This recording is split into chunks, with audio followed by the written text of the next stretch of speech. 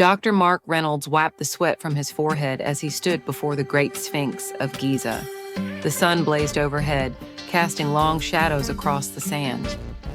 Mark had spent years studying ancient Egyptian structures, but nothing had fascinated him more than the rumors of hidden chambers beneath the Sphinx. For centuries, legends whispered of secret tunnels leading to lost knowledge. Some believed they hid the Hall of Records, a mythical archive from Atlantis. Others speculated about burial chambers of forgotten pharaohs. Mark was determined to uncover the truth.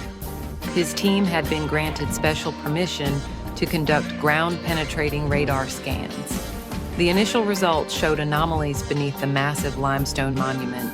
Excitement coursed through him as he examined the data. "There's something here," he murmured. His assistant, Sarah, a brilliant archaeologist, peered over his shoulder. "That cavity beneath the left paw, it looks like an entrance. But how do we get in?"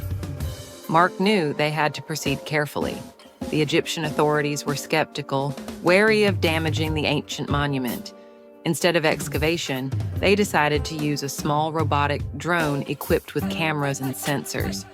As night fell, under the cover of darkness, they carefully maneuvered the drone toward a small crevice near the Sphinx's paw. The drone's light illuminated a narrow passage. The camera feed flickered, revealing ancient carvings on the walls. Symbols of Anubis, the god of the underworld, loomed over them. Then suddenly the drone's signal cut out. Sarah gasped. "What happened? Did we lose it?" Mark adjusted the controls, but the drone was unresponsive. "Something's interfering with the signal. It's almost as if..." Before he could finish, a deep rumbling sound echoed through the desert. The ground trembled beneath them. Sand cascaded from the Sphinx's body, revealing a long-buried doorway. The team stood frozen in shock. "We need to go in," Mark said, his voice filled with determination. Sarah hesitated. "What if it's a trap?" The ancient Egyptians were known for their deadly defenses. "We came here for answers. We can't turn back now." Using high-powered flashlights, they stepped inside. The air was thick with dust, untouched for millennia. The walls were lined with hieroglyphics, warning trespassers of dire consequences. Mark translated aloud, "Only the worthy shall pass. The unworthy shall be lost to time." A set of stone steps descended into darkness. Their footsteps echoed as they moved cautiously forward. Then they saw it, a massive stone door adorned with the Eye of Horus. In the center, a golden scarab rested in a circular indentation. Sarah reached for it, but Mark stopped her. "Wait, if this is a mechanism, it could trigger something. Let me analyze it first." He studied the scarab carefully, noting the symbols around it. He pressed it slowly, and the door groaned open. A gust of stale air rushed past them as the chamber beyond was revealed.